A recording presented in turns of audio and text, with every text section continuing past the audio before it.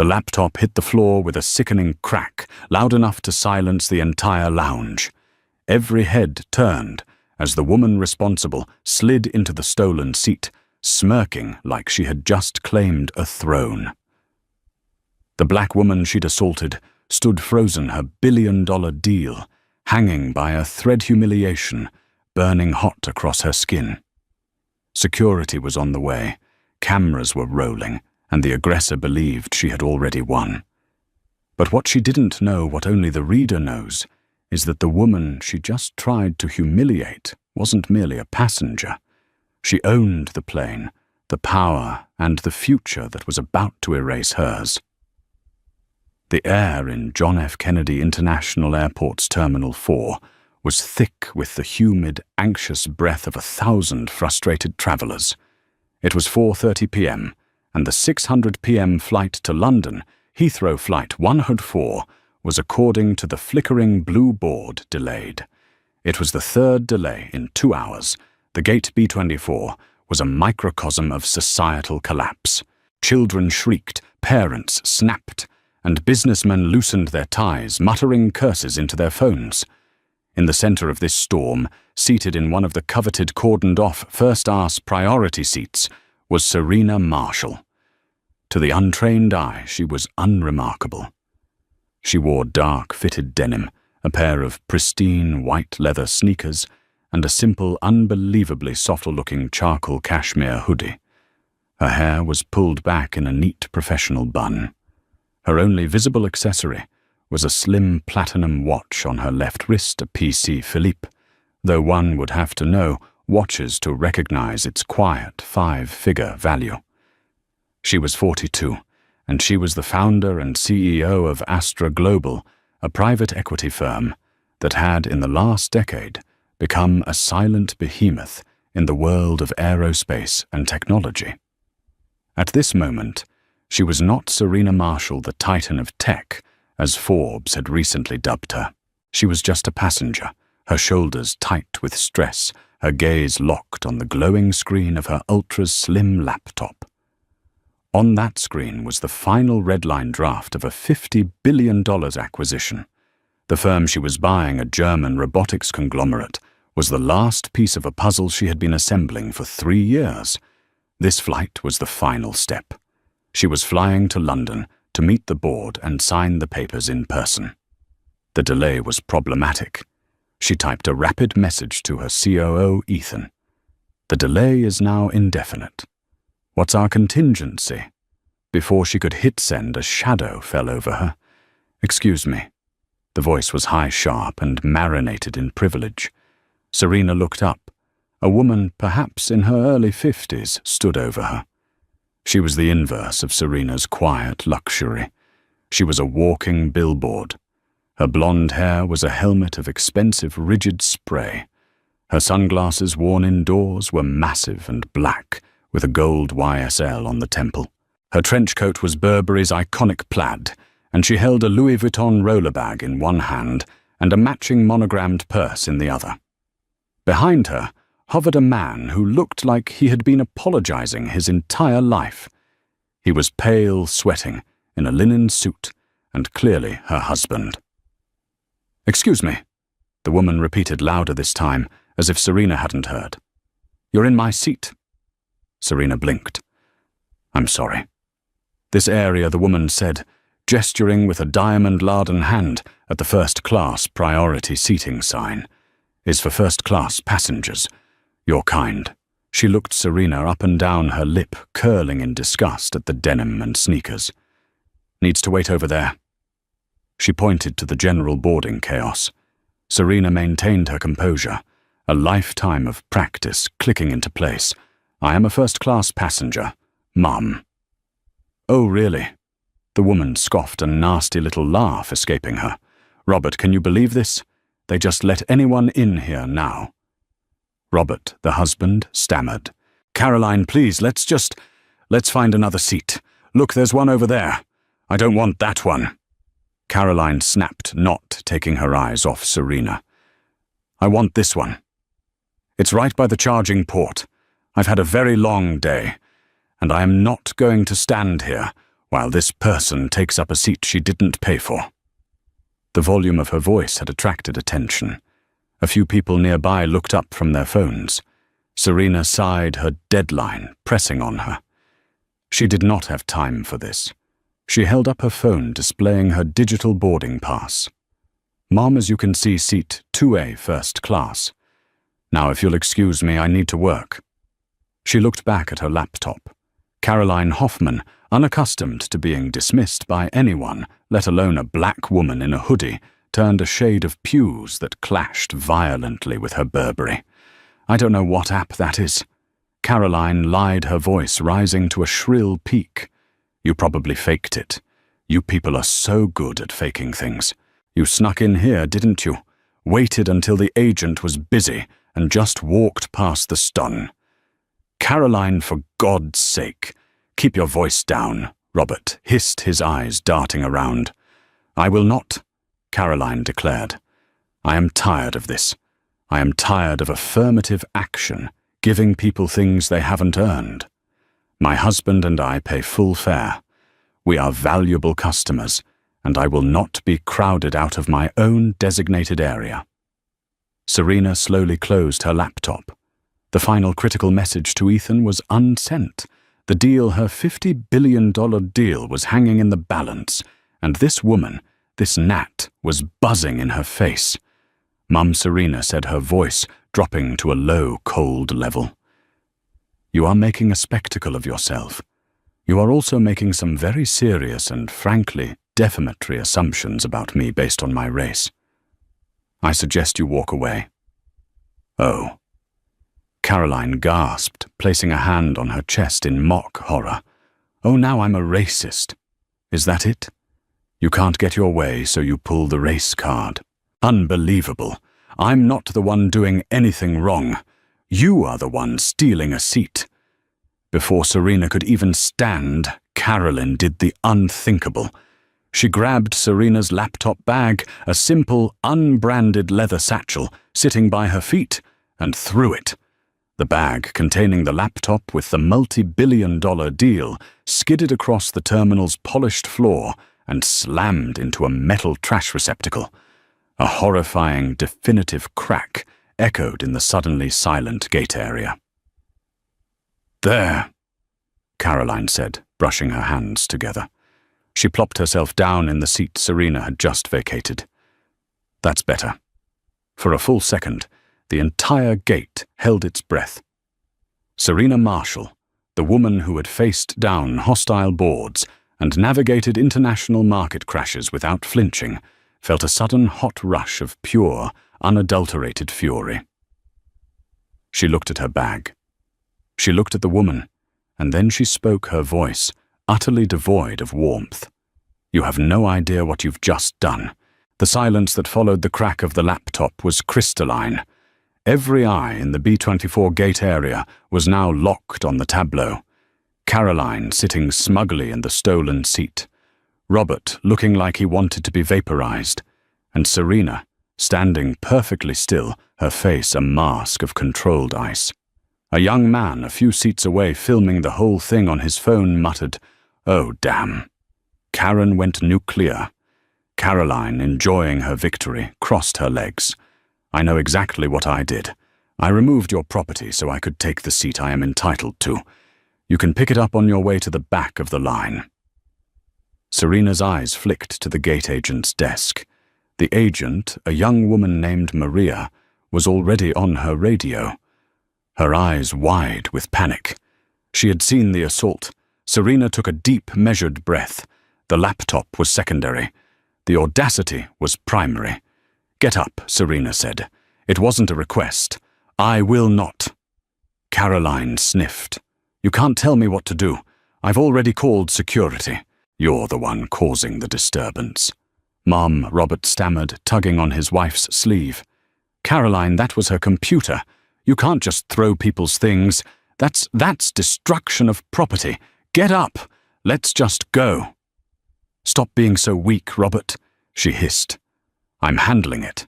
This is what's wrong with the world. Nobody stands up for themselves anymore."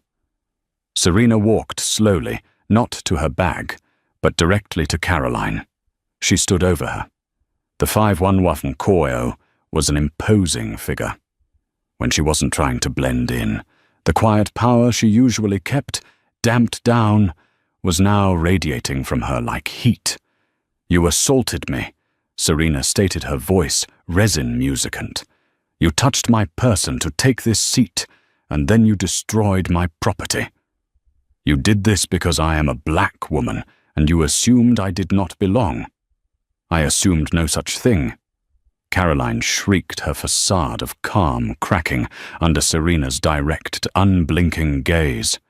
"I assumed you were underdressed. You're trying to make this a race thing. You're the one who is being aggressive." "I am aggressive," Serena repeated, a dangerous, quiet laugh in her voice.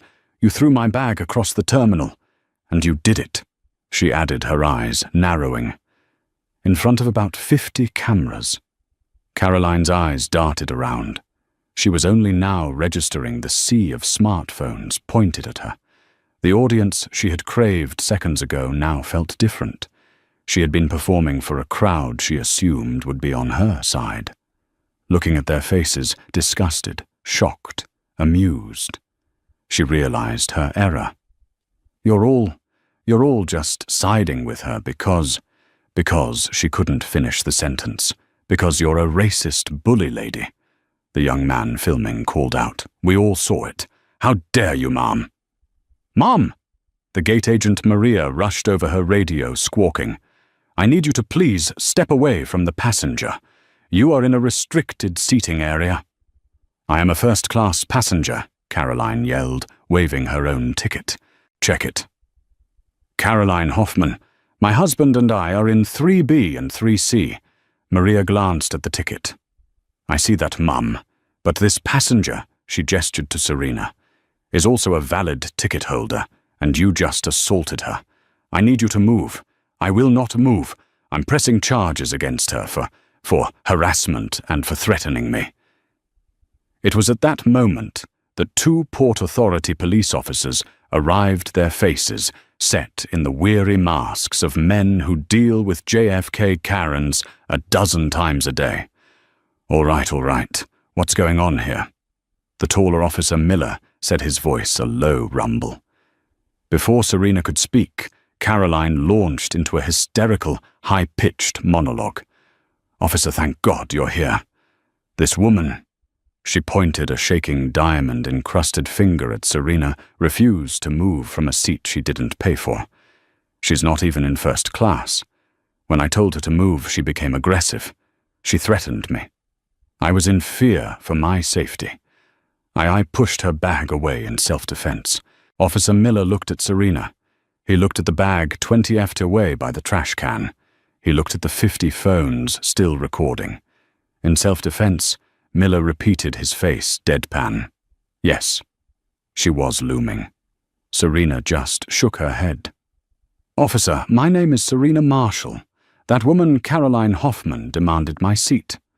I showed her my valid first-class boarding pass. She refused to believe me, used several, let's call them, racially charged assumptions, and when I refused to move, she grabbed my personal property and threw it against that wall." "It's true, officer," the young man filming shouted. "We all saw it. She's lying. Shut up. You're all in on it together." Caroline shrieked. "Mom," Officer Miller said to Caroline, his patience evaporating. "I need you to get out of the seat and come with me." "I will not. I am the victim here." "Robert, tell them." Robert looked like a ghost. He was staring at the broken laptop bag. He was a mid-level analyst at a firm called Bridgeport Capital. They had been trying to land a meeting with a whale of a private equity firm for almost a year.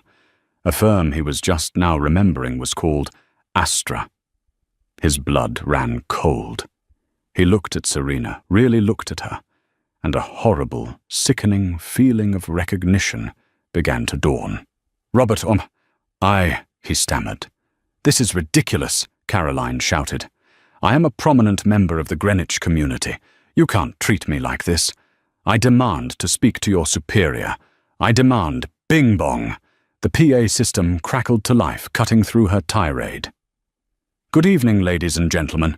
This is a final announcement for British Airways Flight 104 to London Heathrow. A collective confused silence. We regret to inform you that this flight has been cancelled." The terminal exploded. It was a deafening wave of no. "What are you kidding me? I have a connection." Caroline Hoffman's face went from smug to furious to apoplectic in half a second. The cancellation on top of her perceived persecution broke something in her. She shot up from the seat, her face inches from Serena's. You did this. This is your fault. You jinx! You brought this all on us." She actually raised her hand, her nails curled into a claw, ready to scratch Serena's face. Officer Miller grabbed her wrist instantly. "That's enough. You're under arrest. Get your hands off me." "Do you know who I am?" As Miller and his partner began to restrain the screaming, flailing Caroline, Serena simply turned her back on the chaos. She walked over to her battered satchel, her heart sinking. She retrieved it. She unzipped it. The screen of the laptop was a spiderweb of shattered glass. The carbon fiber frame was bent. It was completely destroyed. The $50 billion deal, the signatures, the work of 3 years, all of it was on that drive, and she had no idea if it was retrievable. She closed her eyes, took one deep breath, and pulled out her phone. She scrolled to her contact list and pressed the name Ethan. He picked up on the first ring. "Ethan," she said, her voice a calm, dangerous blade. "We have a code red. The BA flight is cancelled, and the package is compromised. I mean, hard compromised." "Understood, Miss Marshall." "Where are you, Gate B24? There is significant interference." "Understood," Ethan's voice replied, crisp and immediate. "Activate the Astra contingency. I am 5 minutes out. Do not move." Serena hung up. She looked at Caroline, who was now being handcuffed, still screaming about her rights and her husband's importance. Robert was just standing there, white as a sheet, his world visibly collapsing. "It's okay, officers," Serena said, walking back towards them. The crowd parted for her. "I don't think I'll be pressing charges for the assault." Caroline, mid-shriek, paused, a triumphant smirk on her face. "See, she knows she was wrong." Officer Miller looked at Serena confused. "Mum, Oh, I'm not doing it because she's innocent," Serena clarified, looking directly into Caroline's eyes. "I'm doing it because the legal system is too slow. What's coming for you is much, much faster." Caroline's smirk vanished. What does that mean?" "It means," Serena said, "that I am going to London, and you are not." The chaos at Gate B24 had metastasized. The cancellation of Flight 104 had turned the frustrated crowd into a desperate mob, all surging towards the gate desk, demanding rebooking hotels and answers that Maria, the overwhelmed agent, didn't have. Amidst this pandemonium, the scene with the police had become a sideshow, but a compelling one. Caroline Hoffman, now in handcuffs, had descended into a mix of sputtering threats and pathetic sobs. "You're ruining my life. Robert, do something. Call our lawyer. Call Senator Brighton. I'm claustrophobic. These cuffs are too tight." Robert Hoffman remained frozen, his face a sickly pale grey. The name Astra kept circling his brain. He was trying to place the face of the woman his wife had just assaulted. He'd seen pictures of Forbes cover a Wall Street Journal profile. The name Serena. Serena Marshall. Oh God. Oh no. The realization hit him not like a ton of bricks, but like a sharp, cold injection of ice into his veins. It was her Serena Marshall, the COO of Astro Global, the most sought-after, untouchable, and notoriously private titan in his entire industry. His firm, Bridgeport Capital, had been trying to get a 15-minute pitch meeting with her team for a year. He had personally overseen the proposal, and his wife had just called her a jinx and thrown her multi-billion-dollar laptop against a garbage can. "Robert." Caroline shrieked. "Why are you just standing there?" Robert couldn't speak. He was watching Serena. She had moved away from the fracas, her back to them, and was standing by the large window overlooking the tarmac. She was on her phone again, but this time her voice was different. It wasn't angry. It was the voice of a general commanding an army. "Yes, the drive is a total loss. I don't care. Spin up the secondary server. I want the full redundancy protocol from Zurich, not New York, and get me a terminal on the plane. Full encryption. No, the deal is not dead. The deal is mine. I'll be in the air in 20. Make the call to Hamburg.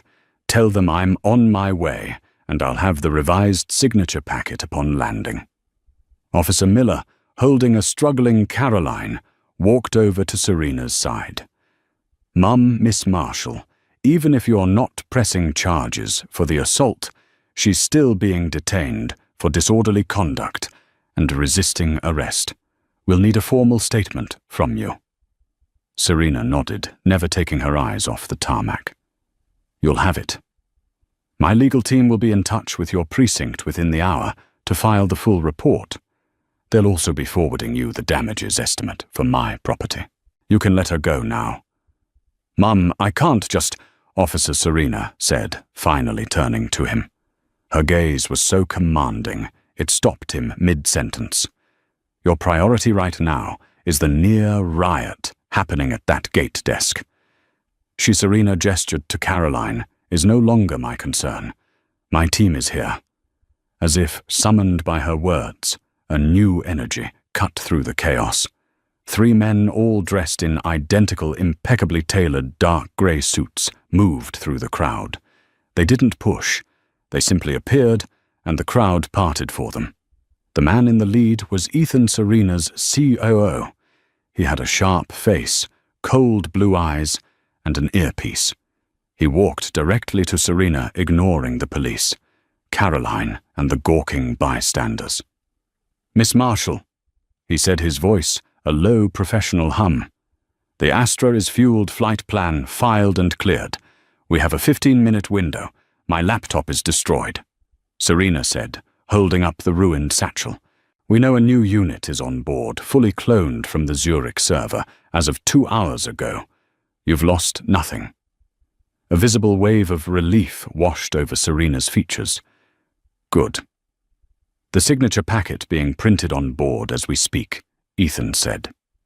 He then turned to Officer Miller, as if just noticing him. "Officer, thank you for your assistance. We will be handling Ms. Marshall's security from this point. We have authorization." He held up a badge. Not a police badge, but a high-level red-bordered cider.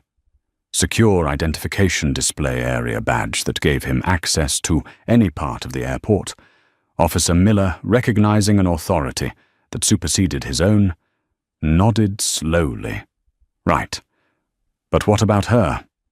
He gestured to Caroline. Ethan looked at Caroline for the first time. His expression was one of mild curiosity, as if observing a new loud species of insect. "Her. She is irrelevant. Let her go." "Let her?" Officer Miller was baffled. "We aren't interested in a messy public spectacle. Officer, the damage is done. The consequences will be private."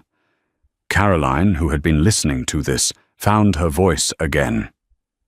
"That's right. You heard him. Let me go. I'm irrelevant. You have no right to hold me."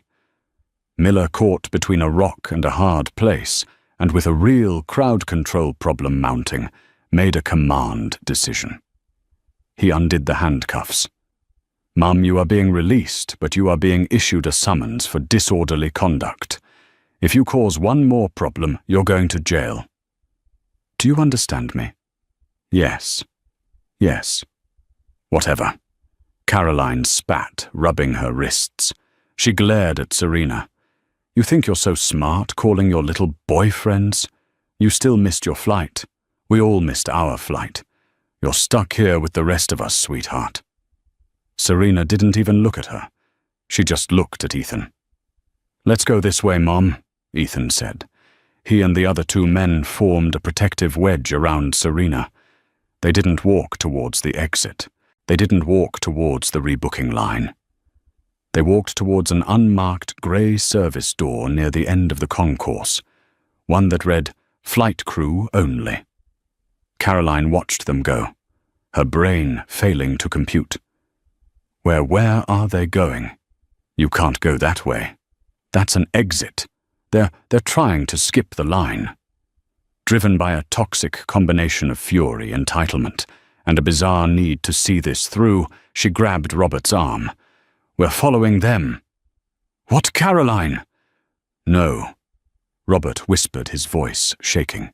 "Stop it. Just stop. You don't know who she is." "I know exactly who she is." Caroline shot back, dragging him along. "She's a bully who thinks she's better than everyone. She's not getting away with this."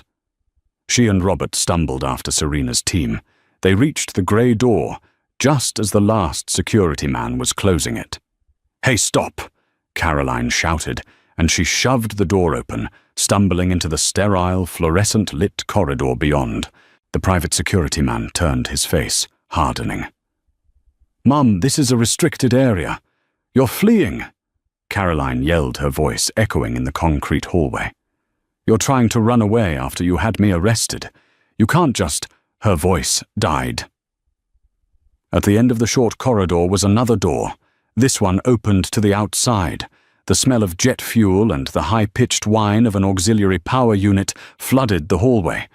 Beyond the door, sitting on the dark reins, slicked tarmac like a futuristic weapon, was a private jet. It was impossibly sleek, gleaming white, with engines mounted on the rear fuselage. It was a Gulfstream G700, one of the newest, fastest, and most expensive private aircraft in the world. A $75 million symbol of unimaginable power. Serena and Ethan were already at the bottom of the air stairs, where a flight attendant in a sharp, dark uniform was waiting. Caroline and Robert stumbled out of the corridor and onto the tarmac, the wind whipping at them.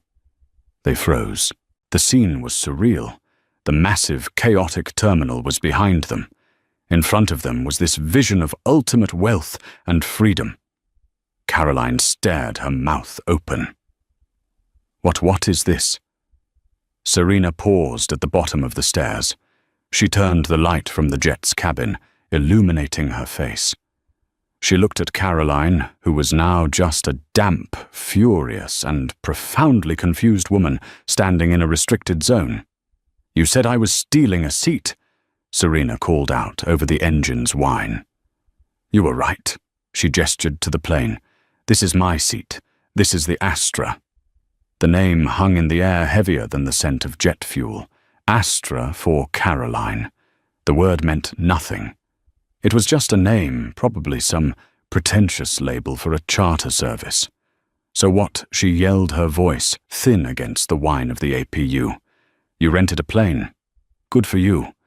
You're still assaulted. Wait, You're still a—" She was sputtering. The visual disconnect was too much.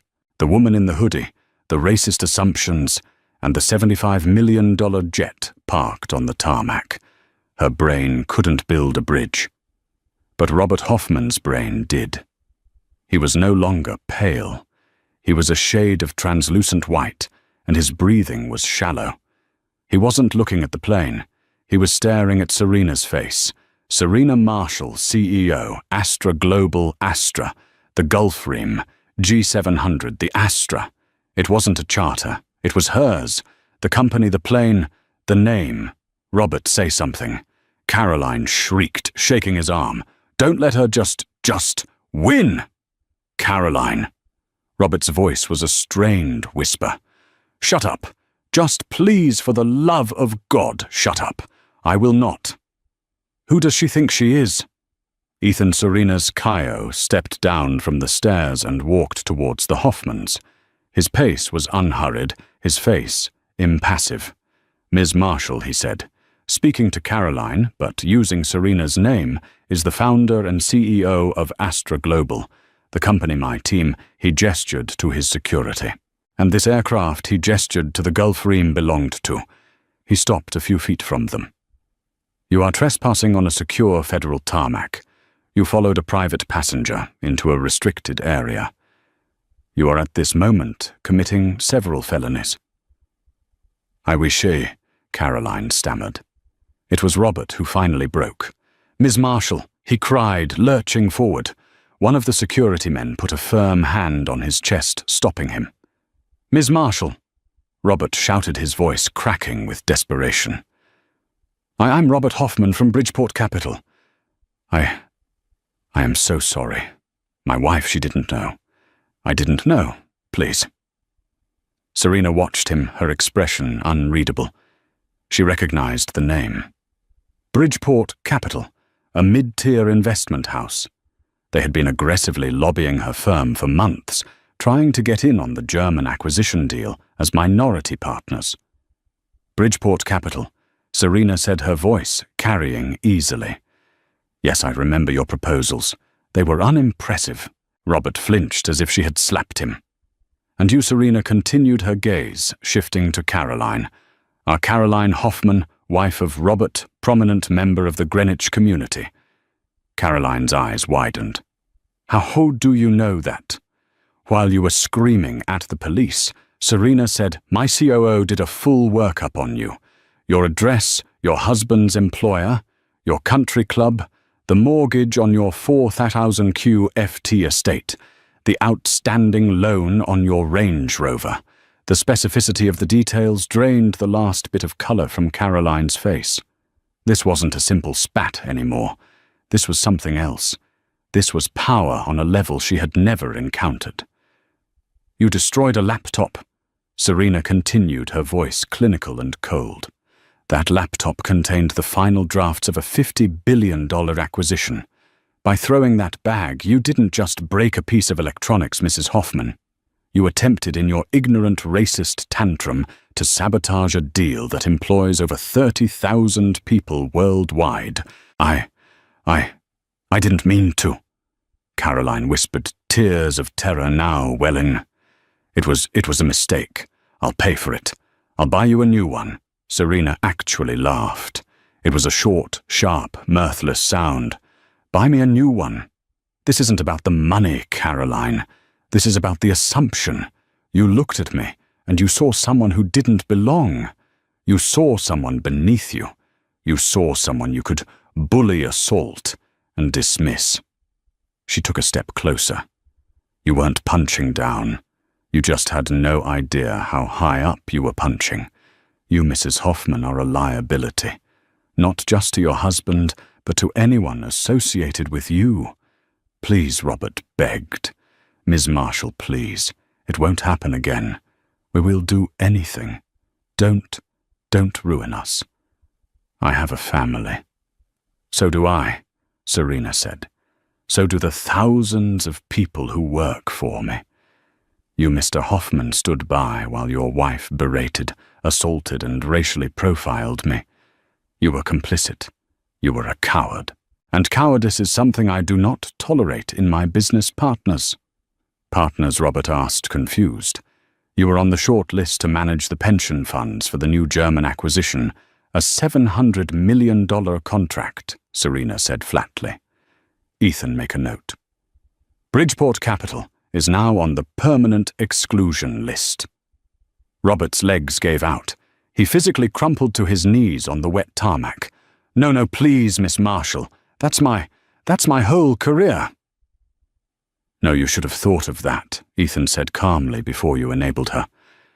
Miss Marshall, we have to go, the flight attendant called from the top of the stairs.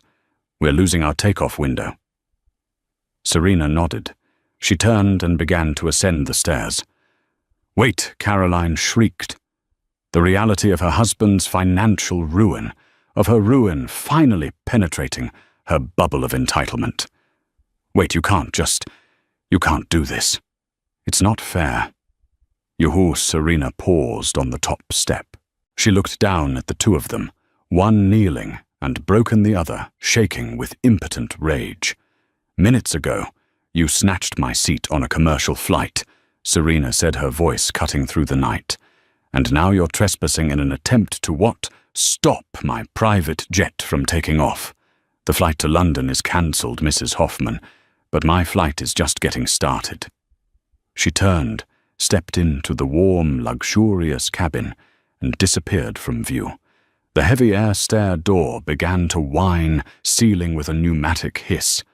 As the door clicked shut, the sound was replaced by another, the wail of sirens. 2 Port Authority police cars, lights flashing, sped across the tarmac towards them. Ethan had of course called them the moment the Hoffman stepped into the restricted zone. Caroline and Robert were frozen, caught in the blinding red and blue lights. The Gulfstream G700's powerful Rolls-Royce engines spooled up the whine, becoming a deep, ground-shaking roar.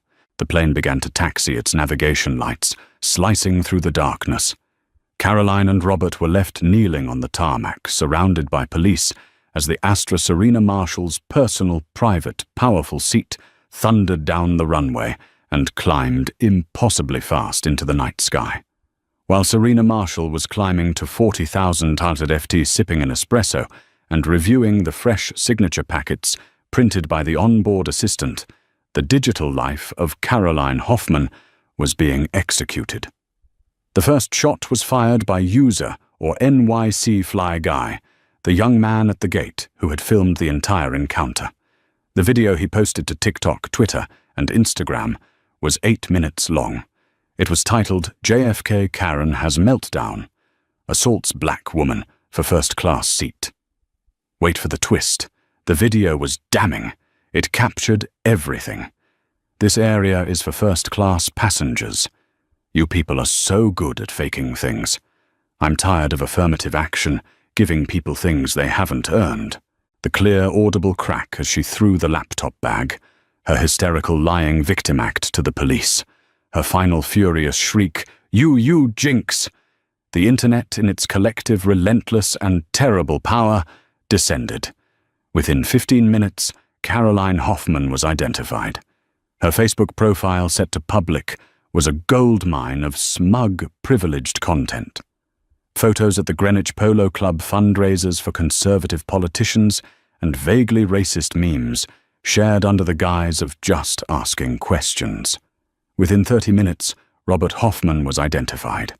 His LinkedIn profile, listing him as a senior analyst at Bridgeport Capital, was screenshotted and spread. The digital mob, now armed with names and employers, began its work. The Google reviews for Bridgeport Capital became a war zone. 1-star reviews flooded in. "Does your capital include paying for destroyed laptops of black CEOs, asking for a friend?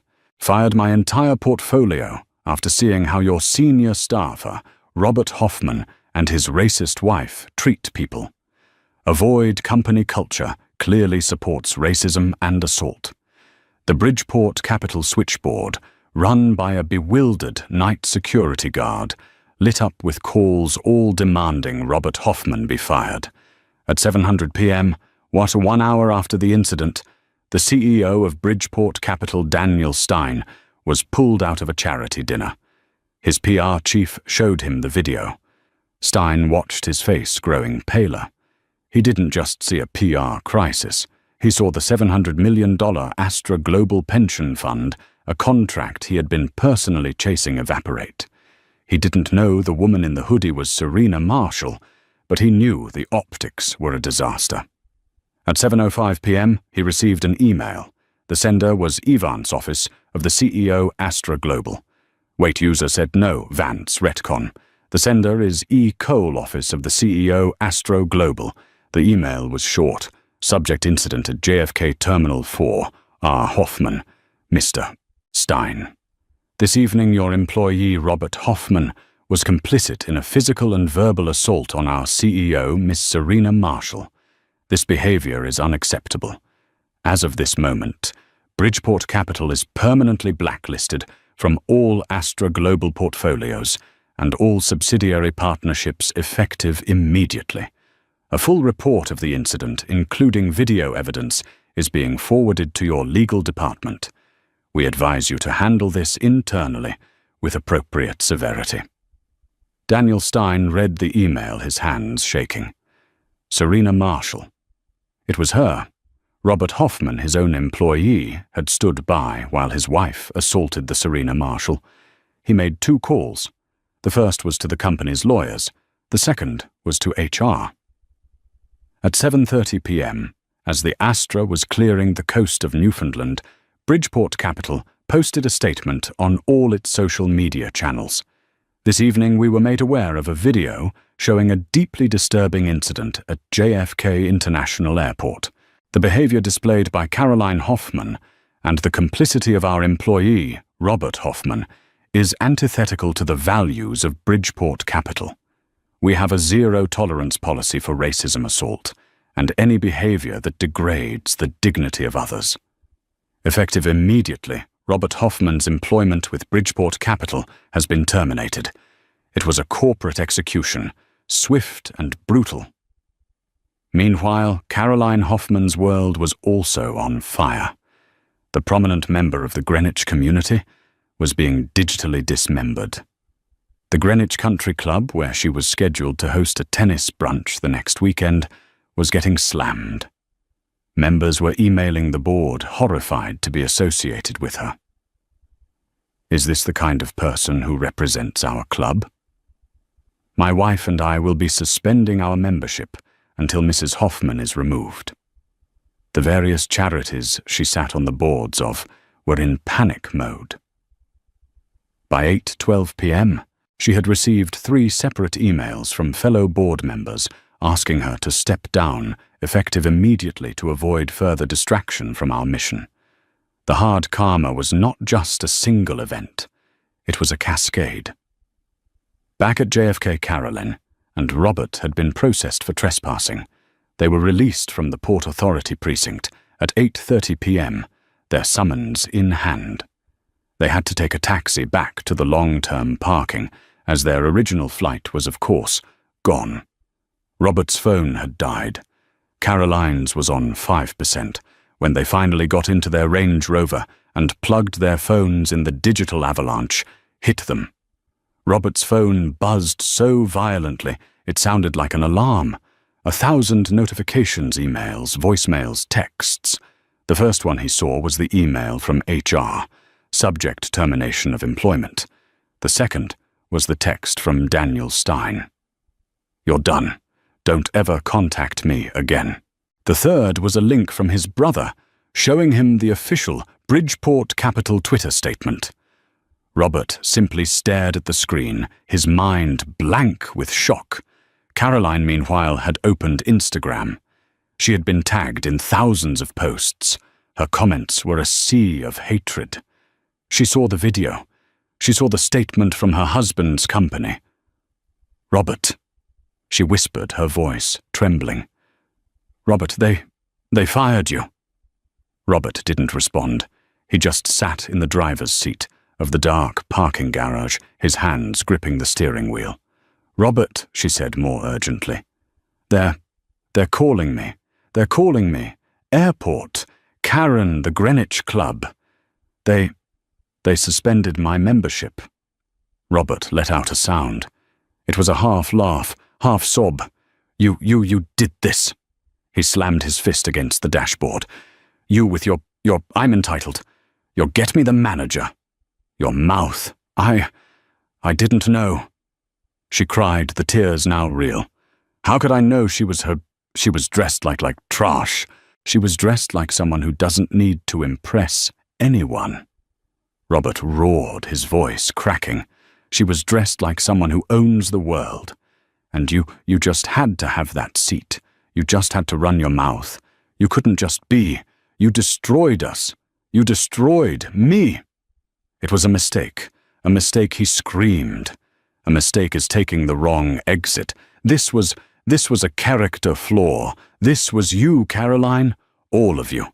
Your bigotry, your entitlement, your ugliness. I saw it for years and I let it happen. And now it's all over. He put the car in reverse, his face a mask of despair. Their lives as they knew them had ended in the 90 minutes it took for Serena Marshall to cross the Atlantic. While the Hoffmans' lives were imploding in a JFK parking garage, Serena Marshall was conducting business at 43 Thousand FT. The interior of the Gulfstream G700 was less a plane cabin and more a flying penthouse office. Cream-cold leather, dark polished walnut, and brushed platinum trim. Serena, having changed from her undercover cashmere hoodie into a crisp silk blouse and tailored slacks, sat at a conference table. In front of her was the new laptop, a fresh stack of documents, and a satellite video conference screen. On the screen were 3 faces. Ethan, back in the New York office, and 2 severe-looking German gentlemen from the board of the company she was acquiring. From Marshall, the chairman, Mr. Kessler said, his voice tinny over the speaker. We were concerned. The local news in New York is reporting a situation at the airport, a cancellation. We were worried you would not make the signing window. Serena smiled, the first genuine smile of the day. Mr. Kessler, you'll find that my team and I are proponents of aggressive contingency planning. The commercial flight was a formality. This, she gestured around the cabin, was always the backup. We were delayed by approximately 45 minutes by a minor security issue. But as you can see, we are well on our way. Ethan on his own screen chimed in. The signature packets you have on your end are now obsolete. Ms. Marshall is signing the revised final draft which accounts for the new transfer of control timeline. You should have it in your secure inbox momentarily. Serena picked up a pen. The incident at the airport, she said, her eyes on the paper, was a perfect, if unfortunate, case study for why this acquisition is so vital. Kessler looked confused. How so? The woman who assaulted me and destroyed my property did so because she operated on a flawed visual algorithm. Serena explained, her pen moving gracefully across the signature line. She saw a black woman in casual clothes, and her internal data told her, threat poor does not belong. Her entire operating system was corrupted by prejudice. She looked up at the camera. Your company's robotics, your neutral net AI, it learns what it's taught. We are requiring you to ensure that the future of automated decision-making, from security systems to logistics, does not inherit the same flawed human biases that I experience today. We are going to build a better algorithm, a less human one. She signed the last page and held it up. The deal is done, gentlemen. Welcome to Astro Global. The Germans on the screen looked stunned, then slowly began to applaud. The deal wasn't just saved. It was strengthened, given a new powerful narrative by the very woman who had just been victimized. As the call ended, Serena's flight attendant, a young woman named Chloe, came by. Ms. Marshall, the news feed, is picking up the story. The video as well, it's everywhere. Serena nodded. As Ethan planned, send a copy of the official police report and the Bridgeport termination statement to our media relations team. Have them craft a single statement. No interviews. No victim narrative. What would you like it to say? Mom. Serena looked out the window at the curve of the earth, a black velvet sky above, and a blanket of clouds far below. Just say, Serena Marshall, CEO of Astra Global, was involved in a minor incident at JFK, which was resolved. She's en route to Europe to close a scheduled acquisition.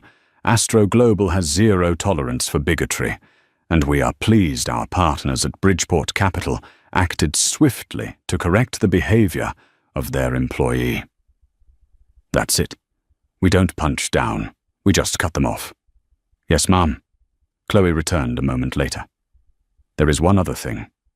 The woman Caroline Hoffman, the one in the video, her personal information, is being spread online. Her address, her phone number. Serena frowned. Doxing.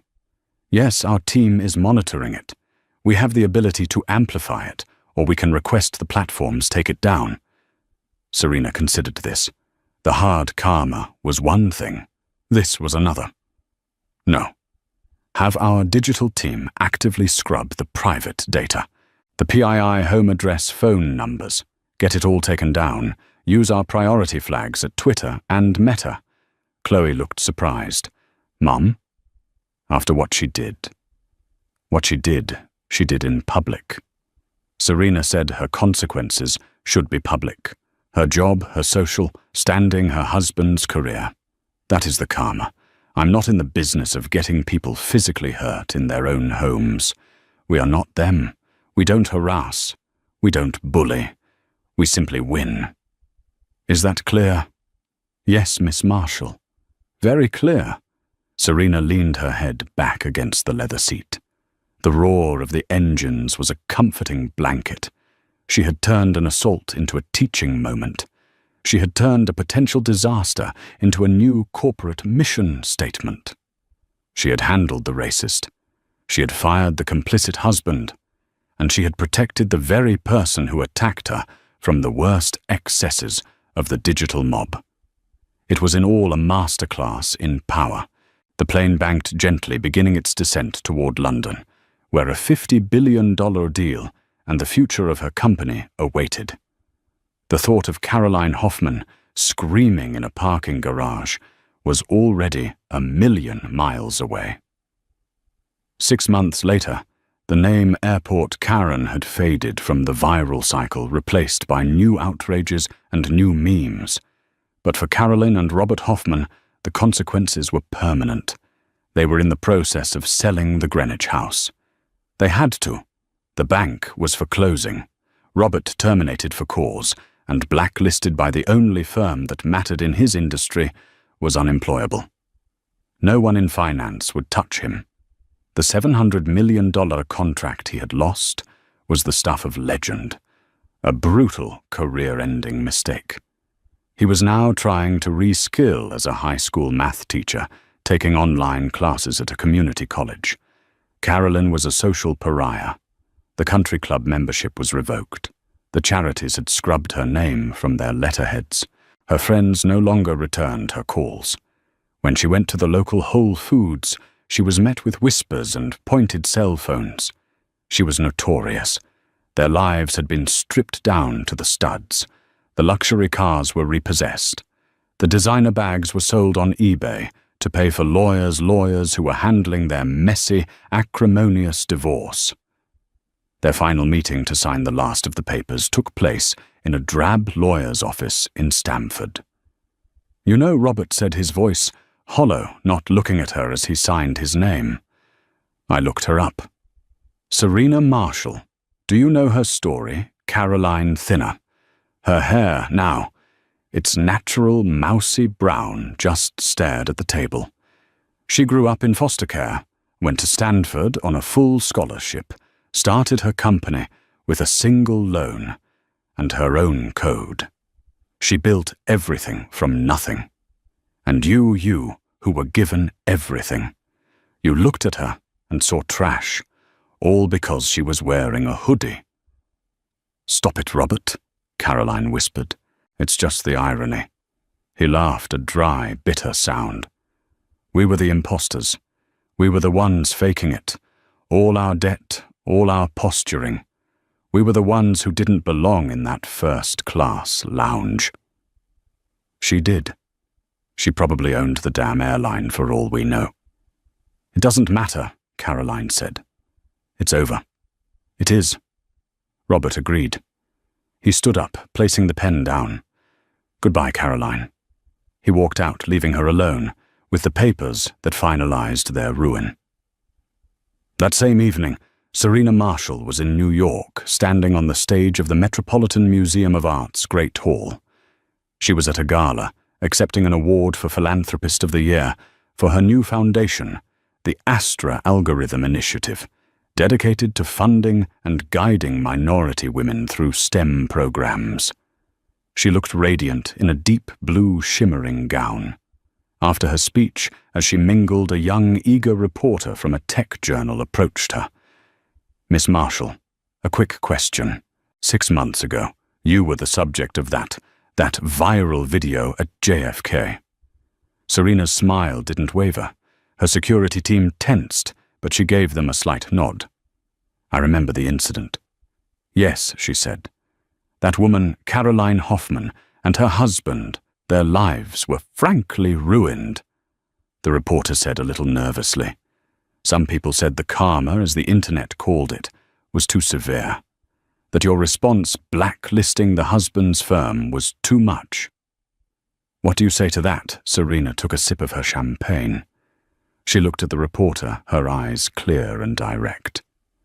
That's an interesting perspective, she said. But it's an incorrect one. I didn't ruin their lives. They did. I didn't fire Mr. Hoffman. His own CEO did, after seeing his complicity in a racist assault. I didn't make Mrs. Hoffman a social outcast. Her own community did, after seeing her character. She set her glass down. I am a businesswoman. I make decisions based on data. The data I received that day was that the Hoffmans and any company that tolerated them were a bad investment. They were a liability. What I did wasn't karma. It was risk management. The reporter was scribbling furiously. And the woman Caroline have you ever heard from? Her Serena paused. I did. I received a letter, an apology. What did it say? It said Serena recalled that she was sorry that she had lost everything, that she didn't know who I was. And what did you do? Serena looked past the reporter at the crowd, at the life she had built. I sent her a short reply, she said. I told her that was the entire problem. She didn't know who I was, and she shouldn't have needed to. She smiled at the reporter. Now, if you'll excuse me, I believe my plane is waiting. And just like that, the scales of justice balanced. This isn't just a story about a Karen getting what she deserved. It's a story about two kinds of power. The fake, brittle power of entitlement, and the real, quiet power of achievement. Caroline Hoffman thought her privilege was a weapon, but she aimed it at a woman who built the entire arsenal. What do you think, was the karma too harsh, or was it a perfect landing? Let me know your thoughts in the comments below. We read every single one.